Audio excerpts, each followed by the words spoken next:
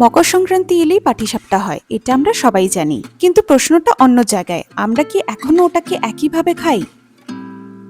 পাটিসাপটা সাধারণত আমরা শুকনো গরম গরম খাই, কিন্তু একটা পুরনো অভ্যাস আছে, এই পিঠেকেই আবার দুধে ডুবিয়ে দেওয়া হয়। তবে একটা জিনিস, দুধে পাশানো মানে পিঠেকে ভেঙে ফেলা নয়, যাতে তার ভিতরের মিষ্টতা একটু হালকা হয় আর দুধ তার নিজের জায়গাটা নেয়। এই কারণে দুধে পাশানো পাটিসাপটা একদম অন্যরকম লাগে। এই পিঠে দেখতে সিম্পল, কিন্তু এর স্বাদটা আসে সময় থেকে। দুধ যত ধীরে ধীরে ঘন হবে, পাটিসাপটা তত বেশি নিজের মতো করে নেবে। এখানে কিন্তু কোনো অতিরিক্ত সাজ নেই, না আছে কোনো ট্রেন্ডিং টপিং যেটা পেট ভরানোর আগে মন ভরিয়ে দেয়।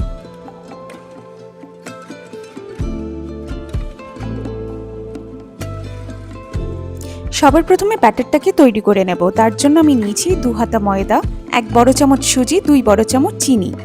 তারপরে দুধ দিয়ে ভালো করে ব্যাটারটাকে মিক্স করে নিচ্ছি। ব্যাটারের কনসিস্টেন্সিটা দেখুন, খুব বেশি পাতলাও নয়, খুব বেশি মোটাও নয়। তারপরে 15 থেকে 20 মিনিটসের মতন ঢাকা দিয়ে রেখে দেবো। আমি এখানে পাটিসাপটার ভিতরে দিয়েছি ক্ষীর। আপনারা চাইলে আপনাদের পছন্দ অনুযায়ী গুড় নারকেলের স্টাফিংটাও ব্যবহার করতে পারেন। দেখুন, কিছুক্ষণ রাখার পরে ব্যাটারটা খুব সুন্দর স্মুথ হয়ে গেছে। আমি এখানে ননস্টিক প্যানে সামান্য একটু অয়েল ব্রাশ করে এখানে ব্যাটারটা দিয়ে দিলাম। এখানে ব্যাটারে ব্যবহার করা ইনগ্রিডিয়েন্টসের পরিমাণটা কিন্তু খুব ইম্পর্টেন্ট। একটু এদিক থেকে ওইদিক হয়ে গেলে তাহলে পাটিসাপটা কিন্তু ঠিকঠাক করে উঠে আসে না। দেখুন, এরকম ভাবে আমি ব্যাটারটাকে স্প্রেড করে নিচ্ছি, যাতে একটু থিকনেসটা কমে যায়। একদম হালকা হাতে স্প্রেড করতে হবে। আর যখন আস্তে আস্তে কাঁচা ভাবটা দেখবেন যে চলে যাচ্ছে, তারপরে আমরা ক্ষীরটাকে দিয়ে দেবো এখানে। তারপর একদম হালকা হাতে রোল করে নেব। তবে জানেন তো, আগে বয়স্করা বলতেন দুধে পাশানো পিঠা শরীর ঠান্ডা রাখে, হালকা, বানানো সহজ আর শীতের সকালে শক্তি দেয়। আজকের দিনে যখন সবকিছু ফাস্ট, তখন এই পাটিসাপটা আমাদের একটু থামতে শেখায়। এই পিঠে শুধু রেসিপি নয়, এটা একটা অনুভূতি।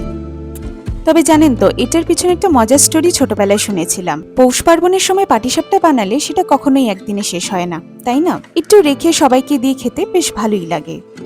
আর বানানোর সময় একসাথে অনেকগুলো বানানো হতো, কারণ আগে সবকিছু একসাথে জোগাড় করা সহজ ছিল না। আর পরের দিন যখন পাটিসাপটাটা খাওয়া হতো, স্বাভাবিক ওটা শক্ত হয়ে যেত।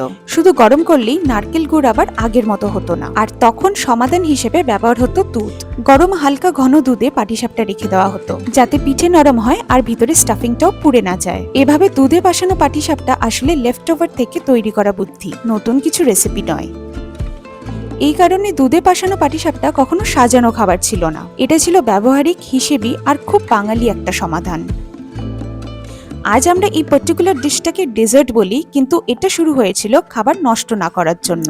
এখানে আমরা দুধটাকে একটু ঘন করে নিয়ে ছোট 2 চামচ চিনি দিলাম আর অল্প একটু গুড় দিয়ে ভালো করে মিশিয়ে নিচ্ছি। এখানে অল্প একটু চিনি ব্যবহার করেছি, তাহলে গুড়ের স্বাদটা সুন্দরভাবে ব্যালেন্স হয়। আর দেখুন, এই ঘনত্বটা একদম পারফেক্ট। এবারে এই দুধটাই আমরা এই পাটিসাপটার উপর দিয়ে দিলেই রেডি সার্ভ করার জন্য। পৌষ পার্বণে পাটিসাপটা বানানোটা রীতি, কিন্তু কিভাবে খাওয়া হবে সেটা আসলে পছন্দের বিষয়। এই দুধে পাশানো পাটিসাপটা নতুন কিছু না, শুধু একটু সময় চায়।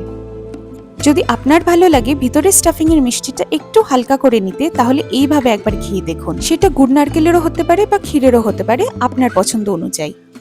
পৌষ তো বছরে একবারই আসে, আর এই পাটিসাপটাটাও এই সময়টার জন্যই। খুব তাড়াতাড়ি দেখা হবে নতুন একটি স্বাদ, নতুন একটি গল্প নিয়ে। ভালো থাকবেন, সুস্থ থাকবেন।